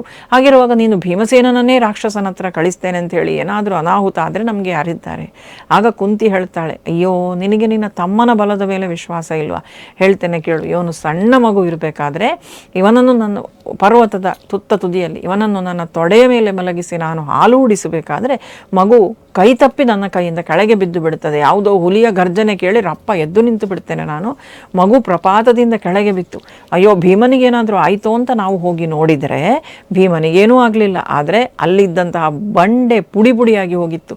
ಅಂತಹ ಶಕ್ತಿ 1000 ಆನೆಗಳ ಬಲವುಳ್ಳವನು ಭೀಮಸೇನ. ಹಾಗಾಗಿ ನೀನು ಹೆದರಬೇಡ, ಬಕಾಸುರನನ್ನು ವಧಿಸಿ ಈ ಊರಿಗೆ ಒದಗಿದಂತಹ ಮಾರಿಯನ್ನು ಅವನು ನಿವಾರಣೆ ಮಾಡ್ತಾನೆ ಅಂತ. ಹೀಗೆ ಕೊನೆಗೆ ಯುಧಿಷ್ಠಿರನು ಒಪ್ಪಿಕೊಳ್ತಾನೆ. ಹಾಗೆ ಬಕನನ್ನು ಭೇಟಿಯಾಗಲಿಕ್ಕೆ ಅಂತ ಈಗ ಎಲ್ಲ ಸಿದ್ಧಪಡಿಸಿದ ಬಂಡಿಯನ್ನು ಹಿಡ್ಕೊಂಡು ಈ ಕೋಣಗಳನ್ನು ಹೂಡಿಕೊಂಡು ಭೀಮಸೇನ ಕಾಡಿಗೆ ಬಂದಿದ್ದಾನೆ. ಕಾಡಿಗೆ ಬಂದವನು ಎಲವೋ ಬಕ ಅಂತ ಆರ್ಭಟೆ ಹೊಡೆದು ಮಲಗಿದ್ದಂತಹ ಬಕನನ್ನು ಎಬ್ಬಿಸಿ ತಾನು ಬಂಡಿಯಲ್ಲಿ ಕೂತ್ಕೊಂಡು ತಂದಿದ್ದಂತಹ ಬಂಡಿ ಅನ್ನವನ್ನು ತಾನು ಊಟ ಮಾಡ್ತಾ ಇದ್ದಾನೆ. ಪಾಯಸವನ್ನು ಘಟಘಟನೆ ಕುಡಿತಾ ಇದ್ದಾನೆ. ಇದು ಎಲ್ಲವನ್ನೂ ಕೂಡ ತಾನು ಸೇವಿಸ್ತಾ ಇರಬೇಕಾದ್ರೆ ಬಕಾಸುರ ನಿದ್ದೆಯಿಂದ ಎದ್ದಿದ್ದಾನೆ. ಇದು ಯಾರು? ನನ್ನ ಹತ್ರ ಬರಬೇಕು ಅಂತಾದರೆ ಹೆದರಿ ಬರುವಂಥವರೇ ಎಲ್ಲರೂ ಕೂಡ ಇವತ್ತು. ಹಾಗಿರುವಾಗ ನನ್ನನ್ನೇ ಕರೆದುಕೊಂಡು ಬಂದವನು ಯಾರು ಅಂತ ಹೊರಗೆ ಬಂದು ನೋಡಿದರೆ ಅವನಿಗೆ ತನ್ನಂಥ ಆಹಾರವನ್ನು ಭೀಮಸೇನ ತಿಂತಾ ಇದ್ದಾನೆ. ಬಕಾಸುರನಿಗೆ ಎಲ್ಲಿಲ್ಲದ ಸಿಟ್ಟು ನೆತ್ತಿಗೆ ಇರ್ತದೆ. ಯುದ್ಧಕ್ಕೆ ಅಂತ ಕರೀತಾನೆ ಭೀಮಸೇನನನ್ನು. ಭೀಮನಿಗೂ ಬಕನಿಗೂ ಮಧ್ಯದಲ್ಲಿ ಘೋರವಾದಂಥ ಯುದ್ಧ ನಡೀತದೆ. ಆ ಯುದ್ಧದಲ್ಲಿ ಭೀಮಸೇನನಿಗೆ ಬಕನ ಯಾವ ಏಟುಗಳೂ ಕೂಡ ನಾಟುವುದಿಲ್ಲ. ಬಕಾಸುರನನ್ನು ಕೊಂದು ಹಾಕ್ತಾನೆ ಭೀಮಸೇನ. ಘೋರವಾದಂಥ ಯುದ್ಧ ನಡೀತದೆ. ಪರ್ವತಗಳಿಂದ ಹೋರಾಡಿದ್ರು, ವೃಕ್ಷಗಳಿಂದ ಹೋರಾಡಿದ್ರು, ಕೊನೆಗೆ ಆ ಪ್ರದೇಶ ಇಡೀ ವೃಕ್ಷವೇ ಇಲ್ಲದ ಹಾಗೆ ಆಯಿತು. ಹೀಗೆಲ್ಲ ಮಹಾಭಾರತದಲ್ಲಿ ವೇದವ್ಯಾಸರ ವಿವರಣೆ. ಈ ರೀತಿಯಾಗಿ ಆ ಬಕಾಸುರನ ವಧೆ ಆಗ್ತದೆ. ಅವನನ್ನು ಕೊಂದ ನಂತರ ಉಳಿದ ರಾಕ್ಷಸರುಗಳಿಗೆಲ್ಲರಿಗೂ ಕೂಡ ಭೀಮಸೇನ ನೀವು ಈ ಪ್ರದೇಶವನ್ನು ಬಿಟ್ಟು ಹೋಗಿ, ಮನುಷ್ಯರಿಗೆ ಯಾವ ಕಾರಣಕ್ಕೂ ತೊಂದರೆ ಮಾಡಬಾರದು ಅಂತ ಅವರೆಲ್ಲರಿಗೂ ಕೂಡ ಆಜ್ಞೆಯನ್ನು ಮಾಡಿ ಬಕನ ಶರೀರವನ್ನು ತೆಕ್ಕೊಂಡು ಬಂದು ಊರಿನ ಹೊರಭಾಗದಲ್ಲಿ ತಾನು ಬಿಸಾಡಿ ಏನೂ ಆಗಲಿಲ್ಲ ಅಂತ ಹೇಳುವ ಹಾಗೆ ಹೋಗಿ ತನ್ನ ಮನೆಯಲ್ಲಿ ಹೊದ್ದು ಮತ್ತು ಮಲಗಿಕೊಳ್ತಾನೆ. ಇದು ಆ ದಿವಸದ ಭೀಮಸೇನನ ಕಾರ್ಬಾರುಗಳು. ಮರುದಿನ ಬೆಳಗಾಯಿತು. ಊರ ಬಾಗಿಲು ತೆಗೆದು ನೋಡಿದರೆ ಬಾಗಿಲ ಬುಡದಲ್ಲಿ ಬಕಾಸುರನ ಹೆಣ ಬಿದ್ದಿದೆ. ಊರಿನವರಿಗೆಲ್ಲ ಬಹಳ ಸಂತೋಷ ಆಗ್ತದೆ. ಯಾರೋ ಬಕಾಸುರನ ವಧೆ ಮಾಡಿದ್ದಾರೆ, ಬಕಾಸುರನನ್ನು ಕೊಂದಿದ್ದಾರೆ. ಅಯ್ಯೋ, ನಮ್ಮ ಊರು ಇವತ್ತಿಗೆ ಇವನ ಭಯದಿಂದ ಮುಕ್ತವಾಯಿತು, ಇನ್ನು ನಮ್ಮ ರಾಜನೇ ನಮ್ಮನ್ನು ಆಳ್ಬಹುದು ಅಂತ ಹೇಳಿಕೊಂಡು ತುಂಬ ಸಂತೋಷ ಪಡ್ತಾರಂತೆ ಊರವರೆಲ್ಲರೂ ಕೂಡ. ಆದರೆ ಇವನನ್ನು ಕೊಂದದ್ದು ಯಾರು ಅಂತ ಹೇಳುವಂಥದ್ದು ಈಗ ತೀರ್ಮಾನ ಆಗಬೇಕು. ನಿನ್ನೆ ಯಾರ ಸರದಿ ಇತ್ತು ನೋಡುವ ಅಂತ. ಆವಾಗ ಈ ಬ್ರಾಹ್ಮಣನ ಸರದಿ ಇತ್ತು ಅಂತ ಗೊತ್ತಾಗ್ತದೆ. ಎಲ್ಲರೂ ಕೂಡ ಬ್ರಾಹ್ಮಣನ ಮನೆಗೆ ಬಂದಿದ್ದಾರೆ. ಆದರೆ ಕುಂತಿ ಮೊದಲೇ ಹೇಳಿದ್ದಾಳೆ ಬ್ರಾಹ್ಮಣನಲ್ಲಿ, ನನ್ನ ಮಗ ಹೋಗಿದ್ದಾನೆ, ನನ್ನ ಮಗ ಕೊಂದದ್ದು ಅಂತ ಹೇಳುವಂಥದ್ದನ್ನು ನೀವು ಯಾರಿಗೂ ಹೇಳಬಾರದು. ಹೇಳಿದರೆ ಎಲ್ಲರೂ ಕೂಡ ಬಂದು ಅವನಿಗೆ ನನಗೆ ಆ ಮಂತ್ರವನ್ನು ಕಲಿಸಿಕೊಡಿ ಅಂತ ಅವನಿಗೆ ದುಂಬಾಲು ಬಿದ್ದರೆ ನನ್ನ ಮಗನಲ್ಲಿದ್ದಂಥ ಆ ಶಕ್ತಿಯು ಕ್ಷೀಣಿಸ್ತದೆ, ಅವನು ಅದನ್ನು ಇನ್ನೊಬ್ಬರಿಗೆ ಕೊಡುವಂತಿಲ್ಲ, ಹೀಗೆ ಹೇಳಿದ್ದಾಳೆ. ಆದ ಕಾರಣ ಎಲ್ಲರೂ ಬ್ರಾಹ್ಮಣನ ಮನೆಗೆ ಬಂದು ಹೇಗಾಯ್ತಿದು ಅಂತ ಕೇಳಬೇಕಾದ್ರೆ ಆ ಬ್ರಾಹ್ಮಣ ಹೇಳ್ತಾನೆ, ನಿನ್ನೆಯ ದಿವಸ ಒಂದು ಅಪೂರ್ವನಾದಂತಹ ಒಬ್ಬ ಬ್ರಾಹ್ಮಣ ಇಲ್ಲಿಗೆ ಬಂದಿದ್ದ, ಅವನನ್ನು ನಾನು ನಮ್ಮೆಲ್ಲರ ಬದಲಿಗೆ ತಾನು ಹೋಗ್ತೇನೆ ಅಂತ ಹೇಳಿ ಅವನು ಬಕಾಸುರನ ಹತ್ರ ಹೋದದ್ದು. ಅವನಿಗೆ ವಿಶೇಷವಾದಂತಹ ಸಿದ್ಧಿಗಳು ಮಂತ್ರಗಳು ಎಲ್ಲವೂ ಕೂಡ ಅವನ ಬಳಿಯಲ್ಲಿತ್ತು. ಅವನು ಹೋಗಿ ಬಕಾಸುರನನ್ನು ಕೊಂದದ್ದು ಅಂತ. ಹೇಗೆ ಆಗಲಿ ಏನೇ ಆಗಲಿ ಅವರು ಬಕಾಸುರನ ಒಂದು ಬಾಧೆಯಿಂದ ನಿವೃತ್ತಿ ಪಡೆದರು. ಊರವರೆಲ್ಲರೂ ಕೂಡ ತುಂಬ ಸಂತೋಷವಾಗಿ ಎಲ್ಲರೂ ಕೂಡ ಆ ಬ್ರಾಹ್ಮಣನಿಗೆ ಮನದಲ್ಲೇ ತಾವು ವಂದಿಸ್ತಾರೆ. ಅಂದಿನಿಂದ ಬ್ರಾಹ್ಮಣ ದಿನ ಅಂತ ಹೇಳುವಂಥದ್ದು ಕೂಡ ಆ ದಿವಸ ಆಚರಣೆಗೆ ಬಂತು. ಎಲ್ಲರೂ ಕೂಡ ಬ್ರಾಹ್ಮಣ ಭೋಜನವನ್ನು ಮಾಡಿಸೋದು ಇದೆಲ್ಲವನ್ನು ಕೂಡ ಆ ಊರಲ್ಲಿ ಮಾಡಲಿಕ್ಕೆ ಪ್ರಾರಂಭ ಮಾಡಿಸಿದ್ರು ಆ ದಿವಸ ಅಂತ. ಅಂದರೆ ಬಕಾಸುರನ ಬಾಧೆಯಿಂದ ಏಕಚಕ್ರ ನಗರ ಏನುಂಟು ಅದು ನಿವೃತ್ತವಾದಂತಹ ದಿವಸವಾಗಿತ್ತು ಆ ದಿನ. ಈ ರೀತಿಯಾಗಿ ಬಕಾಸುರನ ವಧೆ ಆಯಿತು. ಸ್ವಲ್ಪ ಕಾಲ ಅಲ್ಲೇ ವಾಸ ಮಾಡ್ತಾ ಇರ್ತಾರೆ. ಆ ನಂತರವೂ ಕೂಡ ಸಂತೋಷದಲ್ಲಿ ಪಾಂಡವರು. ಹೀಗಿರಬೇಕಾದ್ರೆ ಒಂದು ದಿನ ಆ ಊರಿಗೆ ಇನ್ನೊಬ್ಬ ಬ್ರಾಹ್ಮಣ ಬರ್ತಾನೆ. ಯಾರೋ ಒಬ್ಬ ಬ್ರಾಹ್ಮಣ ಬಂದಂತಹ ಬ್ರಾಹ್ಮಣ ಇದೇ ಬ್ರಾಹ್ಮಣನ ಮನೆಗೆ ಬಂದು ಅಲ್ಲಿದ್ದಂತಹ ಪಾಂಡವರನ್ನು ನೋಡಿ ಅವರ ಹತ್ರ ಎಲ್ಲ ಮಾತಾಡ್ತಾ ಇರಬೇಕಾದ್ರೆ ಹೇಳ್ತಾನೆ, ಪಾಂಚಾಲ ಅಂತ ಹೇಳುವಂಥ ಒಂದು ನಗರ ಉಂಟು. ಆ ಪಾಂಚಾಲ ನಗರದಲ್ಲಿ ದ್ರೌಪದಿ ಅಂತ ಹೇಳುವಂಥವಳು ದ್ರುಪದ ರಾಜನ ಮಗಳು. ಅವಳಿಗೆ ಸ್ವಯಂವರವನ್ನು ಏರ್ಪಡಿಸಿದ್ದಾರಂತೆ. ನಾವೆಲ್ಲ ಆ ಸ್ವಯಂವರವನ್ನು ನೋಡಲಿಕ್ಕೆ ಹೋಗಬೇಕು ಅಂತ ಹೇಳಿ ದ್ರೌಪದಿಯ ಆ ಸೌಂದರ್ಯದ ವಿವರಣೆಯನ್ನು ಮಾಡ್ತಾನಂತೆ ಆ ಬ್ರಾಹ್ಮಣ. ದ್ರೌಪದಿ ಹೇಗಿದ್ದಾಳೆ ಅಂತ, ಅಗ್ನಿಯಿಂದ ಹುಟ್ಟಿದಂತಹ ಮಗಳಂತೆ ದ್ರುಪದ ಮಹಾರಾಜನಿಗೆ, ಜೊತೆಗೆ ಇನ್ನೊಬ್ಬ ದೃಷ್ಟದ್ಯುಮ್ನ ಅಂತ ಹೇಳುವಂಥ ಅವಳ ಅಣ್ಣನೂ ಇದ್ದಾನೆ. ಹಾಗೆ ಆ ರೀತಿಯ ಸುಂದರಿ, ಕೃಷ್ಣ ಅಂತ ಅವಳನ್ನು ಕರೀತಾರೆ, ಕೃಷ್ಣೆ. ಆದರೆ ಅವಳನ್ನು ಮೀರಿಸುವಂತಹ ಸೌಂದರ್ಯವತಿ ಈ ಪ್ರಪಂಚದಲ್ಲೇ ಯಾರಿಲ್ಲ ಅಂತ. ಹೀಗೆ ದ್ರೌಪದಿಯ ಸೌಂದರ್ಯದ ವರ್ಣನೆಯನ್ನು ಕೇಳ್ತಾ ಇರಬೇಕಾದ್ರೆ 5 ಜನ ಪಾಂಡವರ ಮನಸ್ಸಿನಲ್ಲಿಯೂ ಕೂಡ ಅವಳ ಬಗ್ಗೆ ಮೋಹ ಉಂಟಾಗ್ತದೆ. ಇದನ್ನು ಕುಂತಿ ಗಮನಿಸ್ತಾಳೆ. 5 ಜನರೂ ಕೂಡ ಅವಳನ್ನು ಬಯಸಲಿಕ್ಕೆ ಪ್ರಾರಂಭ ಮಾಡ್ತಾರಂತೆ ದ್ರೌಪದಿಯನ್ನು. ಹೀಗಿರಬೇಕಾದ್ರೆ ಈ ದ್ರೌಪದಿ ಯಾರು, ಅವಳು ಹೇಗೆ ಹುಟ್ಟಿದ್ಲು, ದ್ರುಪದ ರಾಜನ ಕಥೆ ಇವರಿಗೆ ಗೊತ್ತುಂಟು. ದ್ರುಪದನನ್ನು ಇವರೇ ದ್ರೋಣನಿಗೆ ಗುರುದಕ್ಷಿಣೆ ಕೊಡಬೇಕು ಅಂತ ಹೇಳಿ ಪಾಂಡವರೇ ಹೋಗಿ ದ್ರುಪದನನ್ನು ಸೋಲಿಸಿ ಅವನನ್ನು ಹೆಡೆಮುರಿ ಕಟ್ಟಿ ತಂದು ದ್ರೋಣನ ಮಂಚದ ಕಾಲಿಗೆ ಕಟ್ಟಿ ಹಾಕಿದ್ರು ಅಂತ. ಆದರೆ ಅಲ್ಲಿಂದ ನಂತರ ಏನಾಯಿತು ಅಂತ ಹೇಳುವಂಥ ವಿಚಾರ ಪಾಂಡವರಿಗೆ ಗೊತ್ತಿಲ್ಲ. ದ್ರೋಣನಿಗೂ ಹಾಗೂ ದ್ರುಪದನಿಗೂ ಮೈತ್ರಿ ಆಯಿತು ಅಂತ ಹೇಳುವಂಥದ್ದು ಗೊತ್ತಿತ್ತು. ಅಂದರೆ ದ್ರೋಣ ಅರ್ಧ ರಾಜ್ಯವನ್ನು, ಅಹಿಚ್ಛತ್ರ ಅಂತ ಹೇಳುವಂಥ ನಗರ ಪಾಂಚಾಲ ರಾಜ ದ್ರುಪದನದ್ದಾಗಿತ್ತು. ಆದರೆ ಅದನ್ನು ಆ ನಂತರ ಭಾಗ ಮಾಡಿಕೊಂಡ್ರು ಅವರು. ಅರ್ಧ ರಾಜ್ಯವನ್ನು ದ್ರೋಣ ಆಳ್ತಾ ಇದ್ದ ದ್ರೋಣನ ಮಗ ಅಶ್ವತ್ಥಾಮ, ಇನ್ನರ್ಧ ಪಾಂಚಾಲ ದ್ರುಪದನಿಗೆ ಕೊಟ್ಟು ಬಿಟ್ಟಿದ್ದ ದ್ರೋಣ. ಗೆದ್ದು ತಂದು ಕೊಟ್ಟದ್ದು ಪಾಂಡವರು ಗುರುದಕ್ಷಿಣೆಯ ರೂಪದಲ್ಲಿ. ಈಗ ಏನಾಗಿದೆ ಅಂತ ಹೇಳುವಂಥದ್ದು ಅವರಿಗೆ ಗೊತ್ತಿಲ್ಲ. ಗುರುಗಳು ಹಾಗೂ ದ್ರುಪದ ಮೈತ್ರಿ ಮಾಡ್ಕೊಂಡಿದ್ದಾರೆ ಅಂತ ಹೇಳುವಂಥದ್ದು ಅಷ್ಟು ಗೊತ್ತಿತ್ತು. ಅದನ್ನು ಈ ಬ್ರಾಹ್ಮಣನ ಹತ್ರ ಕೇಳುವಾಗ ಬ್ರಾಹ್ಮಣ ಹೇಳ್ತಾನೆ, ಹೌದು, ದ್ರೋಣನೂ ದ್ರುಪದನೂ ಮೈತ್ರಿ ಮಾಡಿಕೊಂಡ್ರು. ಆದರೆ ದ್ರುಪದನ ಒಳಗೆ ಈ ಒಂದು ಸೇಡು ಕುದಿತಾ ಇತ್ತು ಒಳಗಿಂದ. ದ್ರೋಣನಿಂದಾಗಿ ನನಗೆ ಅವಮಾನ ಆಯಿತು. ದ್ರೋಣನ ಈ ಕಥೆಯೆಲ್ಲ ನಾವು ಹಿಂದೆ ನೋಡಿದ್ದೇವೆ. ದ್ರೋಣ ಮತ್ತು ದ್ರುಪದನಿಗೆ ಯಾವ ಕಾರಣಕ್ಕಾಗಿ ಜಗಳ ಆಯಿತು, ದ್ರೋಣನನ್ನು ದ್ರುಪದ ಅವಮಾನಿಸಿದ್ದು, ಅನಂತರ ದ್ರೋಣ ಸೇಡು ತೀರಿಸಿಕೊಳ್ಳಿಕ್ಕೆ ಅಂತ ಹೋಗಿ ಈ ಕೌರವ ಕುರುವಂಶದ ಮಕ್ಕಳಿಗೆ ವಿದ್ಯಾಭ್ಯಾಸವನ್ನು ಕಲಿಸಿ ಆನಂತರ ಅವರಿಂದ ಗುರುದಕ್ಷಿಣೆಯಾಗಿ ದ್ರುಪದನನ್ನು ಸೋಲಿಸಿ ಕರ್ಕೊಂಡು ಬನ್ನಿ ಅಂತ ಹೇಳುವಂಥದ್ದು, ದ್ರುಪದರ ರಾಜ್ಯವನ್ನು ತಾನು ವಶಪಡಿಸಿಕೊಂಡದ್ದು, ಆನಂತರ ತನ್ನ ಗೆಳೆಯ ಅಂತ ಹೇಳುವಂಥ ಕಾರಣಕ್ಕೆ ಅರ್ಧ ರಾಜ್ಯವನ್ನು ಹಿಂದಿರುಗಿಸಿಕೊಟ್ಟದ್ದು, ಇದೆಲ್ಲ ನಾವು ನೋಡಿದ್ದೇವೆ. ಹಾಗೆ ಇರಬೇಕಾದ್ರೆ ಹೊರಗಿನಿಂದ ಮೈತ್ರಿ ಮಾಡ್ಕೊಂಡಿದ್ರೂ ಕೂಡ ದ್ರುಪದ ಅವನಲ್ಲಿ ಸಿಟ್ಟು ಹಾಗೇ ಇತ್ತು. ಅವನು ಏನು ಮಾಡ್ತಾನೆ ಅಂದರೆ, ಈ ದ್ರೋಣನನ್ನು ಕೊಲ್ಲುವಂಥ ಒಬ್ಬ ಮಗನನ್ನು ನಾನು ಪಡ್ಕೊಳ್ಬೇಕು ಅಂತ ಆಲೋಚನೆ ಮಾಡ್ತಾನೆ. ಅವನಿಗಿದ್ದದ್ದು ಶಿಖಂಡಿ ಅಂತ ಹೇಳುವಂಥ ಮಗಳು ಒಬ್ಬಳೆ. ಆ ಶಿಖಂಡಿಯ ಕಥೆಯನ್ನೂ ಕೂಡ ನಾವು ಮುಂದೆ ನೋಡಲಿಕ್ಕಿದ್ದೇವೆ. ಗಂಡಾಗಿ ಅನಂತರ ಹೆಣ್ಣಾಗಿದ್ದಂತಹ ಶಿಖಂಡಿ ಸೇನಾಧಿಪತಿಯಾಗಿ ಸದ್ಯಕ್ಕೆ ಇದ್ದದ್ದು ಶಿಖಂಡಿನಿಯೇ. ಆದರೆ ಆ ಶಿಖಂಡಿಯೋ ಶಿಖಂಡಿನಿಯೋ ಎರಡೂ ಹೇಳ್ತಾರೆ ಅವಳನ್ನು. ಅವಳು ಸಾಕಾಗುವುದಿಲ್ಲ, ದ್ರೋಣನನ್ನು ಕೊಲ್ಲುವಂಥ ಒಬ್ಬ ಮಗ ನನಗೆ ಬೇಕು ಅಂಥೇಳಿ ಅಂತಹ ಅಥರ್ವ ರೀತಿಯಲ್ಲಿ, ಅಥರ್ವ ಸಂಪ್ರದಾಯದಲ್ಲಿ ಒಂದು ಯಜ್ಞವನ್ನು, ಯಾಗವನ್ನು ಮಾಡಿ ಅದರ ಮುಖಾಂತರ ದ್ರೋಣನನ್ನು ಕೊಲ್ಲುವ ಮಗನನ್ನು ನನಗೆ ಪಡಿಬೇಕು ಅಂತ ಅಂತಹ ಋತ್ವಿಜರು ಯಾರಿದ್ದಾರೆ ಅಂತ ಹುಡುಕುತ್ತಾ ಹೋಗ್ತಾನೆ ದ್ರುಪದ. ಹಾಗೆ ಹೋದಂಥ ದ್ರುಪದನಿಗೆ ಕೊನೆಗೆ ಸಿಗುವುದು ಯಾಜ ಉಪಯಾಜರು ಅಂತ ಹೇಳುವಂಥ ಇಬ್ಬರು. ಆ ಯಾಜ ಉಪಯಾಜರು ಏನಿದ್ದಾರೆ, ಅವರು ತುಂಬ ಸಾಧನೆ ಮಾಡಿದವರು, ವಿಶೇಷವಾದಂಥ ಸಿದ್ಧಿಗಳಿರುವಂಥವರು, ಅಥರ್ವ ಕ್ರಮದಲ್ಲಿ ಹೋಮಗಳನ್ನೆಲ್ಲ ಮಾಡಿಕೊಂಡು ಅಲ್ಲಿಂದ ಏನೂ ಬೇಕು ಅದನ್ನು ತೆಗೆದುಕೊಂಡು ಪ್ರಾಪ್ತಿ ಮಾಡಿಕೊಳ್ಳುವಂಥ ಸಾಮರ್ಥ್ಯ ಇದ್ದಂಥ ಯಾಜ ಉಪಯಾಜರ ಬಳಿಗೆ ಹೋಗ್ತಾರೆ. ಯಾಜ ಉಪಯಾಜರ ಬಳಿಗೆ ಹೋಗಿ ನನಗೆ ಮಗನನ್ನು ದೊರಕಿಸಿಕೊಡುವಂಥ ಒಂದು ಯಜ್ಞವನ್ನು ಮಾಡಬೇಕು ಅಂತ ಒಪ್ಪಿಕೊಳ್ತಾರೆ ಯಾಜ ಉಪಯಾಜರು. ಅಲ್ಲಿಯೂ ಕೂಡ ಕೆಲವೊಂದಷ್ಟು ಅವರಿಬ್ಬರ ಮಧ್ಯದಲ್ಲಿ ನಡೆದಂತಹ ಮಾತುಕತೆಗಳು, ಉಪಯಾಜ ಯಾಜನಿಗಿಂತಲೂ ಶ್ರೇಷ್ಠ ಅಂತ ಭಾವಿಸುವಂಥದ್ದು, ಆದರೆ ಉಪಯಾಜ ಯಾಜನ ಬಳಿಗೆ ಹೋಗುವಂಥ ದ್ರುಪದನನ್ನು ಕಳಿಸೋದು, ಇದೆಲ್ಲವೂ ತುಂಬ ವಿವರಣೆಗಳು ಮಹಾಭಾರತದಲ್ಲಿ ಉಂಟು. ಆದರೆ ನಾವು ಎಲ್ಲವನ್ನೂ ಕೂಡ ಆಳವಾಗಿ ಆಲೋಚನೆ ಮಾಡಲಿಕ್ಕೆ ಆಗುವುದಿಲ್ಲ ಸಮಯದ ಅಭಾವದಿಂದಾಗಿ. ಹಾಗೆ ಯಾಜ ಉಪಯಾಜರು ಅವರಿಬ್ಬರೂ ಕೂಡ ತಾವು ಆ ಯಾಗ ಮಾಡಲಿಕ್ಕೆ ಅಂತ ಕೂತ್ಕೊಳ್ತಾರೆ. ದ್ರುಪದನಿಗೆ ಒಬ್ಬ ಮಗನನ್ನು ಈ ಯಜ್ಞದ ಮುಖಾಂತರ ದೊರಕಿಸಿಕೊಡ್ಬೇಕು. ಸರಿ, ಯಜ್ಞ ಆಯಿತು, ಇನ್ನೇನು ಆ ಯಜ್ಞದಿಂದ ಹವಿಸ್ಸು, ಆ ಯಜ್ಞದ ಆ ಒಂದು ಏನು ಫಲ ಅಂತಲೇ ತಿಳ್ಕೊಳ್ಳಿಬೇಕಾದ್ರೆ ಅದನ್ನು ಇನ್ನೇನು ಆ ದ್ರುಪದನ ಪತ್ನಿ ಸೇವಿಸಬೇಕು. ಅದನ್ನು ಅವಳು ಸೇವಿಸುವಾಗ ಅವಳಿಗೆ ಅದರಿಂದ ಒಬ್ಬ ಮಗ ಹುಟ್ಟುತ್ತಾನೆ, ಅವನಿಂದ ದ್ರೋಣನ ನಾಶ ಆಗ್ತದೆ ಅಂತ ಹೇಳುವಂಥದ್ದು. ಆದರೆ ದ್ರುಪದ ಪತ್ನಿಯನ್ನು ಕರೆಯುವಾಗ ಅವಳೇನು ಹೇಳ್ತಾಳೆ ಅಂದರೆ, ನಾನು ತಾಂಬೂಲ ಹಾಕಿಕೊಂಡಿದ್ದೇನೆ, ಹಾಗೆಯೇ ನಾನು ಮೈಗೆಲ್ಲ ಅಂಗರಾಗವನ್ನು ಹಚ್ಚಿಕೊಂಡಿದ್ದೇನೆ, ನಾನು ನನ್ನ ಮುಖವನ್ನು ತೊಳಿಬೇಕು, ಸ್ನಾನ ಮಾಡಬೇಕು, ಅದೆಲ್ಲ ಮಾಡಿ ನಾನು ಬರ್ತೇನೆ, ಆನಂತರ ನೀವು ಕೊಟ್ಟಂಥ ಆ ಪ್ರಸಾದ ನಾನು ಸ್ವೀಕರಿಸ್ತೇನೆ ಅಂತ. ಆದರೆ ಅತ್ಯಂತ ಬೇಗ ಬಾ ಅಂತ ಹೇಳ್ತಾರೆ ಯಾಜ ಉಪಯಾಜರು. ಆದರೆ ಹೋದಂಥ ದ್ರುಪದ ಪತ್ನಿ ಬರುವುದೇ ಇಲ್ಲ. ಆವಾಗ ಸಿಟ್ಟು ಬರ್ತದಂತೆ ಯಾಜ ಉಪಯಾಜರಿಗೆ, ನೀನು ತಡ ಮಾಡಿದಿಂತಾದರೆ ಒಂದು ಸ್ತ್ರೀಯ ಸಂಪರ್ಕ ಇಲ್ಲದೆ ಈ ಯಜ್ಞದಿಂದಲೇ ಮಕ್ಕಳನ್ನು ಪಡೆಯುವಂತಹ ಸಾಮರ್ಥ್ಯ ನಮಗೆ ಉಂಟು ಅಂತ ಹೇಳಿ ಹವಿಸ್ಸನ್ನು ನೇರವಾಗಿ ಯಾರು ಇವಳು ತೆಗೆದುಕೊಳ್ಬೇಕಿತ್ತೋ ದ್ರುಪದ ಪತ್ನಿ, ಅದನ್ನು ನೇರವಾಗಿ ಯಜ್ಞೇಶ್ವರನಿಗೆ ಸಮರ್ಪಣೆ ಮಾಡ್ತಾರೆ. ಹಾಗೂ ಆವಾಗ ಅಗ್ನಿಯಿಂದ ಒಬ್ಬ ಸುಂದರನಾದಂತಹ ಕವಚ ಕುಂಡಲಗಳನ್ನು ಧರಿಸಿದಂತಹ, ಕೈಯಲ್ಲಿ ಖಡ್ಗವನ್ನು ಹಿಡಿದುಕೊಂಡು ತೇಜೋಪುಂಜನಾಗಿದ್ದಂತಹ, ಕ್ಷಾತ್ರ ತೇಜಸ್ಸಿನಿಂದ ಬೆಳಗುತ್ತಾ ಇರುವಂತಹ ಒಬ್ಬ ಸುಂದರನಾದಂತಹ ಯುವಕ ಮೇಲೇರಿ ಬರ್ತಾನೆ. ಯಜ್ಞ ಮಾಡಿ ಆ ಯಜ್ಞದಿಂದಲೇ ಮಗನನ್ನು ಪಡ್ಕೊಂಡಂತಹ ದ್ರುಪದನಿಗೆ ಮಾಡಿಕೊಟ್ಟಂತಹ ಅವರ ಶಕ್ತಿ ಎಷ್ಟಿತ್ತು ಅಂತ ಹೇಳುವಂಥದ್ದು ನೋಡಿ. ಮಂತ್ರಶಕ್ತಿಯಿಂದ ಸಾಧ್ಯವೇ ಆಗದೇ ಇರುವಂತಹ ಯಾವ ಕೆಲಸವೂ ಇಲ್ಲ ಅಂತ ಹೇಳುವಂಥದ್ದನ್ನೆಲ್ಲ ಹಿಂದಿನವರಲ್ಲಿ ಯಾವ ರೀತಿಯಾದಂತಹ ಮಂತ್ರಶಕ್ತಿ ಇತ್ತು, ಅವರ ಸಿದ್ಧಿ ಎಷ್ಟಿತ್ತು ಅಂತ ಹೇಳುವಂಥದ್ದನ್ನು ನಾವಿಲ್ಲಿ ಗಮನಿಸಬಹುದು. ದೃಷ್ಟದ್ಯುಮ್ನ ಅದರಿಂದ ಹೊರಗೆ ಬರ್ತಾನೆ.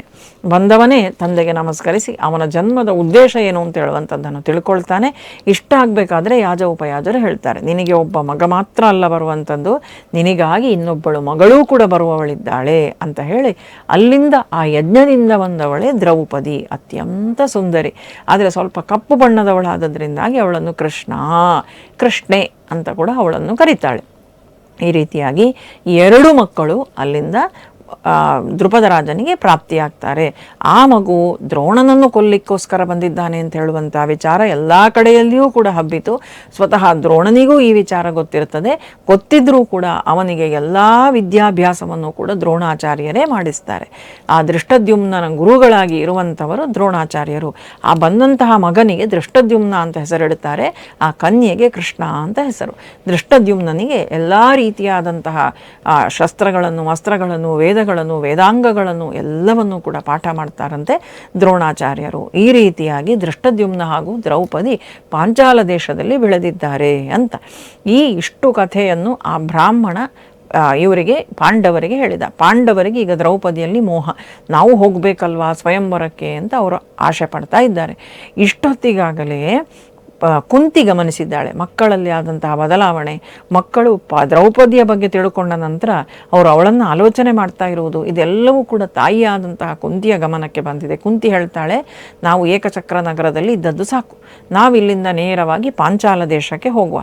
ಯಾಕೆ ಇಲ್ಲಿ ಈಗ ನಮಗೆ ಭಿಕ್ಷೆ ಸಿಗುವುದು ಕಷ್ಟ ಆಗಿದೆ, ಮತ್ತು ತುಂಬ ಸಮಯ ಒಂದೇ ಕಡೆಯಲ್ಲಿರುವುದು ಕೂಡ ನಮಗೆ ಶ್ರೇಯಸ್ಕರ ಅಲ್ಲ. ನಾವೀಗ ವೇಷ ಬದಲಿಸಿಕೊಂಡಿದ್ದೇವೆ, ನಾವೆಲ್ಲ ಇದರಲ್ಲಿ ಅರಗಿನ ಅರಮನೆಯಲ್ಲಿ ಸತ್ತು ಹೋಗಿದ್ದೇವೆ ಅಂತ ದುರ್ಯೋಧನ ತಿಳ್ಕೊಂಡಿದ್ದಾನೆ, ನಾವು ಇಲ್ಲೇ ಇದ್ದರೆ ಅವನಿಗೆ ಸುಳಿವು ಸಿಗುವಂತಹ ಸಾಧ್ಯತೆ ಉಂಟು, ಇಲ್ಲಿಂದ ನಾವು ಹೋಗಬೇಕು ಅಂತ. ಆ ಹೊತ್ತಿಗಾಗಲೇ ವೇದವ್ಯಾಸರು ಕೂಡ ಅಲ್ಲಿಗೆ ಬಂದಿದ್ದಾರೆ. ವೇದವ್ಯಾಸರು ಹೇಳಿದ್ದಾರೆ, ನಿಮಗೆ 1 ತಿಂಗಳ ಗಡುವಿನಲ್ಲಿ ನಾನು ಮತ್ತೊಮ್ಮೆ ಭೇಟಿಯಾಗ್ತೇನೆ ಅಂತ ವೇದವ್ಯಾಸರು ಬಂದಿದ್ದಾರೆ.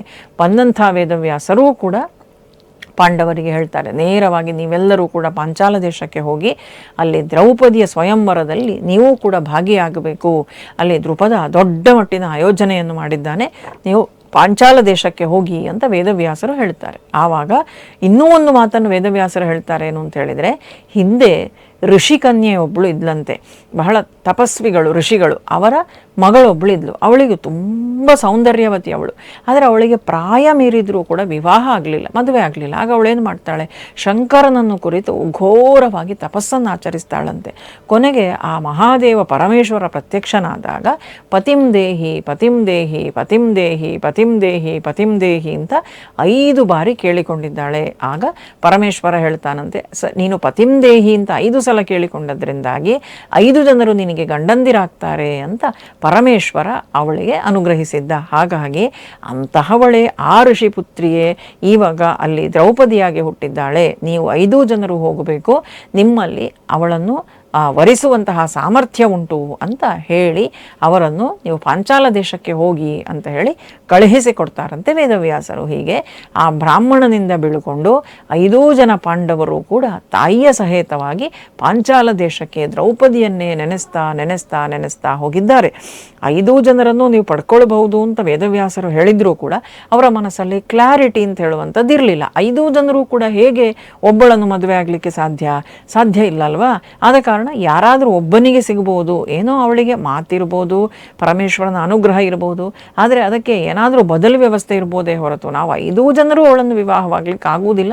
ಅದು 5 ಜನರು ಆಗಬೇಕು ಅಂತ ಹೇಳುವಂಥ ಇಚ್ಛೆಯೂ ಅವರಲ್ಲಿರಲಿಲ್ಲ. ಆದರೆ 5 ಜನರಿಗೂ ದ್ರೌಪದಿಯ ಮೇಲೆ ಮನಸ್ಸಿತ್ತು.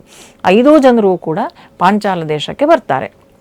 ಹೀಗೆ ನಡ್ಕೊಂಡು ಬರ್ತಾ ಇರಬೇಕಾದ್ರೆ ಸಂಧ್ಯೆ ಕಳೆದಿದೆ, ರಾತ್ರಿಯ ಹೊತ್ತು. ಆ ರಾತ್ರಿಯ ಹೊತ್ತಲ್ಲಿ ಅವರು ಬರ್ತಾ ಇರಬೇಕಾದ್ರೆ ಏನಾಗ್ತದೆ ಅಂತ ಹೇಳಿದರೆ, ಪಾಂಚಾಲ ದೇಶಕ್ಕೆ ಅಂತ ಹೋಗ್ತಾ ಇದ್ದಾರೆ. ಆಗ ಅಂಗಾರಪರ್ಣ ಅಥವಾ ಚಿತ್ರರಥ ಅಂತ ಹೇಳುವಂಥ ಒಬ್ಬ ಗಂಧರ್ವ, ಅವನ ಪತ್ನಿಯರ ಜೊತೆಯಲ್ಲಿ ಅವನು ಜಲಕ್ರೀಡೆ ಆಡ್ತಾ ಇದ್ದಾನೆ ರಾತ್ರಿಯ ಹೊತ್ತು. ಆ ಅಂಗಾರಪರ್ಣನಿಗೆ, ಚಿತ್ರರಥನಿಗೆ ಸ್ವಲ್ಪ ಅಹಂಕಾರ ಇತ್ತು ಅವನಿಗೆ. ಅವನು ಏನು ಮಾಡ್ತಾನೆ ಅಂತ ಹೇಳಿದರೆ, ಇವರು ಬರ್ತಾ ಇರಬೇಕಾದ್ರೆ ಅವನು ಸಿಟ್ಟುಗೊಂಡು ಅರ್ಜುನನಿಗೂ ಹಾಗೂ ಪಾಂಡವರನ್ನು ಕುರಿತು ಕೆಟ್ಟ ಮಾತುಗಳನ್ನು ಆಡ್ತಾನಂತೆ. ಈ ಹೊತ್ತು ಅಂತ ಹೇಳಿದರೆ ಇದು ಗಂಧರ್ವರು, ಯಕ್ಷರು, ಸಿದ್ಧರು, ನಾಗರು ಇವರೆಲ್ಲರೂ ಕೂಡ ಭೂಮಿಗೆ ಬಂದು ಕೆರೆಯಲ್ಲಿ ಅವರು ವಿಹಾರ ಮಾಡುವಂಥ ಸಮಯ. ನೀವು ಯಾಕೆ ಈ ಸಮಯದಲ್ಲಿ ಇಲ್ಲಿ ಬಂದಿದ್ದೀರಿ ಅಂತ ಗಂಗಾ ನದಿ ಹತ್ರ ಬಂದಿದ್ದಾರೆ ಪಾಂಡವರು ಕೂಡ. ಇವನೂ ಗಂಗಾ ನದಿಯಲ್ಲಿ ಅವನು ಗಂಧರ್ವ್ಯರ ಜೊತೆಯಲ್ಲಿ ಜಲಕ್ರೀಡೆ ಆಡ್ತಾ ಇದ್ದಾನೆ. ಆವಾಗ ಮಾತಿನ ಚಕಪಕಿ ಅರ್ಜುನನಿಗೂ ಹಾಗೂ ಈ ಅಂಗಾರಪರ್ಣನಿಗೂ ಬಹಳ ಜೋರಾಗಿ ನಡೀತದೆ. ಕೊನೆಗೆ ಅಲ್ಲಿ ಪಾಂಡವರು ಹೇಳ್ತಾರೆ, ಗಂಗಾ ನದಿಯಲ್ಲಿ ಸ್ನಾನ ಮಾಡುವಂಥ ಹಕ್ಕು ಎಲ್ಲರಿಗೂ ಕೂಡ ಉಂಟು. ಗಂಗಾ ನದಿಯ ವರ್ಣನೆಯೂ ಬರ್ತದೆ ಅಲ್ಲಿ. ಗಂಗಾ ನದಿ ಯಾವ ಹೆಸರನ್ನೆಲ್ಲ ತಳ್ಕೊಂಡು ಭೂಮಿಯಲ್ಲಿ ಹರಿತಾ ಉಂಟು, ಈ ಎಲ್ಲ ವಿಚಾರಗಳು ಕೂಡ ಅಲ್ಲಿ ಬರ್ತದೆ. ನೀನು ನಮ್ಮನ್ನು ತಡಿವಾಗೆ ಇಲ್ಲ ಅಂತ ಹೇಳಿಕೊಂಡು ಅವರಿಬ್ಬರ ಮಧ್ಯದಲ್ಲಿಯೂ ಕೂಡ ಯುದ್ಧವೇ ಪ್ರಾರಂಭವಾಗ್ತದೆ. ಯಾರೆಲ್ಲ ಅಂತ ಹೇಳಿದರೆ, ಈ ಅಂಗಾರಪರ್ಣ ಅಂಗಾರಪರ್ಣ ಗಂಧರ್ವನು ಜೊತೆಯಲ್ಲಿ ಅರ್ಜುನನಿಗೂ ಮಧ್ಯದಲ್ಲಿ ಘೋರವಾದಂಥ ಯುದ್ಧ. ಆಗ ಕೊನೆಗೇನು ಮಾಡ್ತಾನೆ ಅಂತ ಹೇಳಿದರೆ, ಅರ್ಜುನ ಆಗ್ನೇಯಾಸ್ತ್ರವನ್ನು ಕೈಯಲ್ಲಿ ಹಿಡ್ಕೊಳ್ತಾನೆ. ದಿವ್ಯಾಸ್ತ್ರ, ಆಗ್ನೇಯಾಸ್ತ್ರ, ಅದನ್ನು ಅವನಿಗೆ ಆಶ್ನಿಷೇಣರು ಅಂತ ಹೇಳುವಂಥ ಋಷಿಗಳು ಕೊಟ್ಟಿದ್ರು. ಅಂತಹ ಆ ಒಂದು ಆಗ್ನೇಯಾಸ್ತ್ರವನ್ನು, ದಿವ್ಯಾಸ್ತ್ರವನ್ನು ತೆಗೆದುಕೊಂಡು ಈ ಅಂಗಾರಪರ್ಣನ ಮೇಲೆ ತಾನು ಕಳಿಸಿಬಿಡ್ತಾನೆ. ಆವಾಗ ಅಂಗಾರಪರ್ಣ ಆ ಅಸ್ತ್ರಕ್ಕೆ ಬಂಧಿಯಾಗ್ತಾನೆ. ಅವನಿಗೆ ಅದರ ಜೊತೆಯಲ್ಲಿ ಹೇಗೆ ಹೋರಾಡಬೇಕು ಅಂತ ಅಂಗಾರಪರ್ಣನಿಗೆ ಅಥವಾ ಆ ಚಿತ್ರರಥ ಅಂತ ಹೇಳುವಂಥ ಆ ಗಂಧರ್ವನಿಗೆ ಗೊತ್ತಿಲ್ಲ. ಆ ಬಾಣ ಏನುಂಟು ಇವನನ್ನು ಬಂಧಿಸಿ ತಂದು ಅರ್ಜುನನ ಕಾಲಬುಡದಲ್ಲಿ ಹಾಕಿಬಿಡ್ತದೆ. ಆವಾಗ ಇವನು ನೇರವಾಗಿ ಹೋಗಿ ಯುಧಿಷ್ಠಿರನ ಪಾದಕ್ಕೆ ಬೀಳ್ತಾನೆ. ಬಿದ್ದು ಚಿತ್ರರಥ ಗೋಗರಿತಾನೆ. ಅದೇ ಸಮಯಕ್ಕೆ ಸರಿಯಾಗಿ ಅವನ ಹೆಂಡತಿಯೂ ಕೂಡ ಬರ್ತಾಳೆ, ಗಂಧರ್ವಿ. ಬಂದವಳು ಇವನನ್ನು ಕಾಪಾಡಿ ಅಂತ ಹೇಳಿಕೊಂಡು ಶರಣಾಗತಿಯನ್ನು ಕೇಳ್ತಾಳೆ. ಕೊನೆಗೆ ಯುಧಿಷ್ಠಿರ ಹೇಳ್ತಾನೆ ಅರ್ಜುನನಲ್ಲಿ, ಇವನನ್ನು ಬಿಟ್ಟು ಬಿಡು, ಯಾವಾಗಲೂ ಕೂಡ ಕ್ಷಮಿಸು ಅಂತ ಶರಣಾಗತಿಯನ್ನು ಬೇಡಿ ಬಂದವರನ್ನು ನಾವು ಯಾವಾಗಲೂ ಕೂಡ ಬಿಡಲೇಬೇಕು. ಆದ ಕಾರಣ ಈ ರೀತಿಯಾದಂತಹ ನೀನು ದುರ್ವರ್ತನೆಯನ್ನು ಮಾಡಬೇಡ. ಅಲ್ಲದೆ ಸ್ತ್ರೀಯೊಬ್ಬಳು ಅವನ ರಕ್ಷಣೆಯನ್ನು ಕೇಳ್ತಾ ಇದ್ದಾಳೆ, ಆದ ಕಾರಣ ನಾವಿವನನ್ನು ರಕ್ಷಿಸಲೇಬೇಕು ಅಂತ ಹೇಳಿಕೊಂಡು ಯುಧಿಷ್ಠಿರ ಹೇಳಿದ ನಂತರ ಅರ್ಜುನನೂ ಕೂಡ ಅವನನ್ನು ಕ್ಷಮಿಸಿ ಬಿಡ್ತಾನೆ. ಈ ರೀತಿಯಾಗಿ ಚಿತ್ರರಥನಿಗೂ ಜೊತೆಯಲ್ಲಿ ಅರ್ಜುನನಿಗೂ ಯುದ್ಧ ನಡೆದ ನಂತರ ಯುಧಿಷ್ಠಿರನ ಹತ್ರ ಬಂದು ಅವನು ಶರಣಾಗತಿಯನ್ನು ಕೇಳುವಾಗ ಯುಧಿಷ್ಠಿರ ಅವನನ್ನು ಕ್ಷಮಿಸಿ ಬಿಡ್ತಾನೆ. ಮುಂದೆ ಅವರಿಬ್ಬರ ಮಧ್ಯದಲ್ಲಿ ಒಂದು ಸ್ನೇಹ ಅಂತ ಹೇಳುವಂಥದ್ದು ಏರ್ಪಾಡಾಗ್ತದೆ. ಚಿತ್ರರಥ ಹೇಳ್ತಾನೆ, ನಾನು ನಿನಗೆ ಗಂಧರ್ವರಲ್ಲಿ ಅಪರೂಪವಾದಂಥ ಚಾಕ್ಷುಷಿ ವಿದ್ಯೆಯನ್ನು ನಾನು ನಿನಗೆ ಕೊಡ್ತೇನೆ, ಅದರ ಪರವಾಗಿ ನೀನು ನನಗೆ ಈ ಆಗ್ನೇಯಾಸ್ತ್ರವನ್ನು ನೀನು ನನಗೆ ಅನುಗ್ರಹಿಸಬೇಕು ಅಂತ ಅರ್ಜುನನ ಹತ್ರ ಕೇಳ್ತಾನೆ. ಮುಂದೆ ನಿನಗೆ ಯಾವಾಗೆಲ್ಲ ನನ್ನ ಸಹಾಯ ಬೇಕು ಆವಾಗೆಲ್ಲ ನಾನು ನಿನಗೆ ಸಹಾಯ ಮಾಡಲಿಕ್ಕೆ ಸಿದ್ಧನಿದ್ದೇನೆ ಅಂತ ಚಾಕ್ಷುಷಿ ಅಂತ ಹೇಳುವಂಥ ವಿದ್ಯೆ, ಆ ಚಾಕ್ಷುಷಿ ವಿದ್ಯೆಯಿಂದ ಎಂತಹ ಸೂಕ್ಷ್ಮ ವಸ್ತುವೇ ಆದರೂ ಕೂಡ ಅದು ಅರ್ಜುನನಿಗೆ ಬೃಹತ್ತಾಗಿ ಗೋಚರ ಆಗ್ತಾ ಇತ್ತು. ಅಲ್ಲದೆ ಎಂಥದ್ದೇ ವಿಚಾರಗಳು ಎಲ್ಲೇ ನಡೆದರೂ ಕೂಡ ಅದು ಅವನ ಮನಸ್ಸಿಗೆ ಸೂಕ್ಷ್ಮ ರೂಪದಲ್ಲಿ ತಿಳಿದು ಬರ್ತಾ ಇತ್ತು. ಅಂತಹ ಒಂದು ವಿದ್ಯೆಯನ್ನು ಕೊಟ್ಟಿದ್ದಾನೆ. ಜೊತೆಗೆ ಅಪರೂಪವಾದಂತಹ ದಿವ್ಯವಾದಂತಹ ಮನೋವೇಗದಿಂದ ಓಡಬಲ್ಲವಂತಹ ಕುದುರೆಗಳನ್ನು ಕೂಡ ಕೊಟ್ಟಿದ್ದಾನೆ ಆ ಚಿತ್ರರಥ ಅಂತ ಹೇಳುವಂತಹ ಗಂಧರ್ವ ಅರ್ಜುನನಿಗೆ. ಹಾಗೂ ಅವನು ಹೇಳ್ತಾನೆ, ಇವತ್ತು ನಿನ್ನ ಆಗ್ನೇಯಾಸ್ತ್ರದಿಂದ ನನ್ನ ರಥ ಅಂತ ಹೇಳುವಂಥದ್ದು ಧ್ವಂಸ ಆಗಿ ಹೋಗಿದೆ, ಹಾಗಾಗಿ ನಾನು ಇನ್ನು ಮುಂದೆ ಚಿತ್ರರಥ ಅಲ್ಲ, ನಾನು ದಗ್ಧರಥ ಅಂತ ನನ್ನ ಹೆಸರನ್ನು ಬದಲಾಯಿಸಿಕೊಳ್ತೇನೆ ಅಂತ ಆ ಅಂಗಾರಪರ್ಣ ಗಂಧರ್ವ ಹೇಳ್ತಾನೆ. ಹಾಗೂ ಗಂಧರ್ವನಿಂದ ಚಾಕ್ಷುಷಿ ವಿದ್ಯೆಯನ್ನು ಪಡ್ಕೊಳ್ತಾನೆ ಅರ್ಜುನ. ಅದು ಅವನಿಗೆ ಮುಂದೆ ಯುದ್ಧದ ಸಮಯದಲ್ಲಿ ತುಂಬ ಉಪಕಾರ ಆಗುವಂಥದ್ದು ನಾವು ಗಮನಿಸ್ಬೋದು. ಹಾಗೆಯೇ ವಿಶೇಷವಾದಂಥ ಕುದುರೆಗಳನ್ನು ಕೂಡ ತಾನು ಪಡ್ಕೊಳ್ತಾನೆ. ಅಲ್ಲದೆ ಈ ಚಿತ್ರರಥನ ಗಂಧರ್ವನಿಗೆ ಆಗ್ನೇಯಾಸ್ತ್ರವನ್ನು ಅರ್ಜುನ ಹೇಳಿಕೊಡ್ತಾನೆ. ಈ ರೀತಿಯಾಗಿ ಪರಸ್ಪರ ವಿದ್ಯೆಯ ವಿನಿಯೋಗವು ನಡ್ಕೊಳ್ತದೆ ಅಲ್ಲಿ. ಮುಂದೆ ಇದೇ ಚಿತ್ರರಥ ಪಾಂಡವರೆಲ್ಲರೂ ವನವಾಸಕ್ಕೆ ಬಂದಾಗ ಯಾವಾಗ ಅರ್ಜುನ ಸ್ವರ್ಗಕ್ಕೆ ಹೋಗ್ತಾನೋ ಆಗ ಗಂಧರ್ವ ವಿದ್ಯೆಗಳನ್ನು ಅನೇಕವನ್ನು ಕಳುಹಿಸಿಕೊಡುವುದು ಇದೇ ಚಿತ್ರರಥ. ಅವನಿಂದ ಸಂಗೀತ, ನಾಟ್ಯ ಇದೆಲ್ಲವನ್ನು ಕೂಡ ಕಲಿತುಕೊಂಡು ಬಂದು ಮುಂದೆ ಬೃಹನ್ನಳೆಯಾಗಿ ಅವನು ಅಜ್ಞಾತವಾಸದಲ್ಲಿ ಅಷ್ಟು ಚೆನ್ನಾಗಿ ಅವನ ಕಾರ್ಯಗಳನ್ನು ನಿರ್ವಹಿಸಲಿಕ್ಕೆ ಸಹಾಯ ಮಾಡುವವನು ಇದೇ ಚಿತ್ರರಥ ಅಂತ ಹೇಳುವಂತಹ ಗಂಧರ್ವ. ಹೀಗೆ ಅಂಗಾರಪರ್ಣ ಅಥವಾ ಚಿತ್ರರಥ, ದಗ್ಧರಥ ಅಂತ ಹೇಳುವಂಥ ಗಂಧರ್ವನಿಗೂ ಹಾಗೂ ಪಾಂಡವರಿಗೂ ಮೈತ್ರಿ ಆಗ್ತದೆ. ವಿಶೇಷವಾದಂಥ ಅನುಗ್ರಹಗಳನ್ನು ಆ ಗಂಧರ್ವನಿಂದಲೂ ಪಡ್ಕೊಂಡು ಅಲ್ಲಿಂದ ಮುಂದೆ ನೇರವಾಗಿ ಪಾಂಚಾಲ ನಗರದ ಕಡೆಗೆ ಬರ್ತಾರೆ ಪಾಂಡವರು. ಮುಂದೆ ಏನಾಗ್ತದೆ ಅಂತ ಹೇಳುವಂಥದ್ದನ್ನು ಮುಂದೆ ಪಾಂಚಾಲಿಯ ಸ್ವಯಂವರದಲ್ಲಿ ಯಾವ ರೀತಿಯಾದಂತಹ ಘಟನೆಗಳು ನಡೀತದೆ, ಶ್ರೀಕೃಷ್ಣ ಪರಮಾತ್ಮನ ಪ್ರವೇಶವೂ ಮಹಾಭಾರತಕ್ಕೆ ಇಲ್ಲಿಂದ ಮುಂದೆ ನಾವು ನೋಡುವವರಿದ್ದೇವೆ. ಎಲ್ಲವನ್ನೂ ಕೂಡ ಮುಂದಿನ ಸಂಚಿಕೆಯಲ್ಲಿ ತಿಳ್ಕೊಳ್ಳುವ. ಶುಭವಾಗಲಿ, ಮಂಗಳವಾಗಲಿ. ಕೃಷ್ಣ ಅರ್ಪಣಮಸ್ತು.